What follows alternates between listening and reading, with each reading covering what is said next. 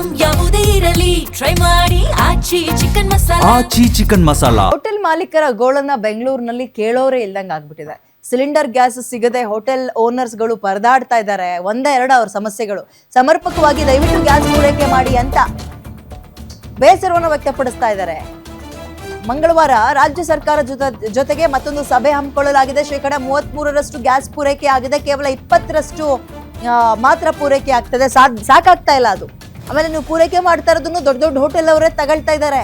ನಮ್ಮ ಕೈಗೆ ಸಿಗಕ್ಕೆ ಬಿಡ್ತಾ ಇಲ್ಲ. ಈ ಸಣ್ಣ ಮತ್ತು ಮಧ್ಯಮ ಹೋಟೆಲ್ಗಳ ಪರಿಸ್ಥಿತಿ ಹೇಳಂಗಿಲ್ಲ ಬಿಡಿ. ಹೋಟೆಲ್ ಬಾಡಿಗೆ ಕಟ್ಟಬೇಕು, ಸಾಲ ಮಾಡ್ಕೊಂಡಿರ್ತೀವಿ, ಬಡ್ಡಿ ಕಟ್ಟಬೇಕು, ಕೆಲ್ಸಗಾರರಿಗೆ ಸಂಬಳ ಕೊಡಬೇಕು. ಹೆಂಗ್ ಕೊಡೋಣ, ಹೆಂಗ್ ನಿಭಾಯಿಸೋಣ? ಒಂದಿನ ಸರಿ, 2 ದಿನ ಸರಿ, ತಿಂಗಳನ್ನ ಗಟ್ಲೆ ಹಿಂಗಾಗ್ಬಿಟ್ರೆ ಹೆಂಗ್ ಮಾಡೋದು ನಾವು? ಈಗಾಗಲೇ ಕೆಲ ಹೋಟೆಲ್ಗಳನ್ನ ಮಾರಕ್ಕೂ ಕೂಡ ಓನರ್ಸ್ಗಳು ರೆಡಿ ಆಗ್ತಾ ಇದಾರಂತೆ. 50% ಪೂರೈಕೆ ಮಾಡಬೇಕು ದಯವಿಟ್ಟು ನೀವು ಅಂತ ಸರ್ಕಾರಕ್ಕೆ ಹೋಟೆಲ್ ಅಸೋಸಿಯೇಷನ್ ಅವರು ಮನವಿ ಮಾಡ್ತಾ ಇದ್ದಾರೆ. ಮತ್ತೊಂದು ಸುತ್ತಿನ ಸಭೆ ಕೂಡ ಇದೆ ಅಂತ ಕೇಳ್ಪಡ್ತಾ ಇದ್ವಿ ನಾವು. ಇದ್ರ ಬಗ್ಗೆ ಗಂಭೀರವಾಗಿ ಗಮನ ಹರಿಸಬೇಕು. ಮೇಲ್ನೋಟಕ್ಕೆ ಸಿಲಿಂಡರ್ ಸಿಗ್ತಾ ಇಲ್ವಂತೆ, ಅಂಗಡಿ ಬಾಗ್ಲು ಹಾಕಿದಾರಂತೆ. ಇಲ್ಲ, ಅಷ್ಟೊಂದು ಲೈಟಾಗಿ ಈ ವಿಷಯ ತಗೊಳಂಗಿಲ್ಲ.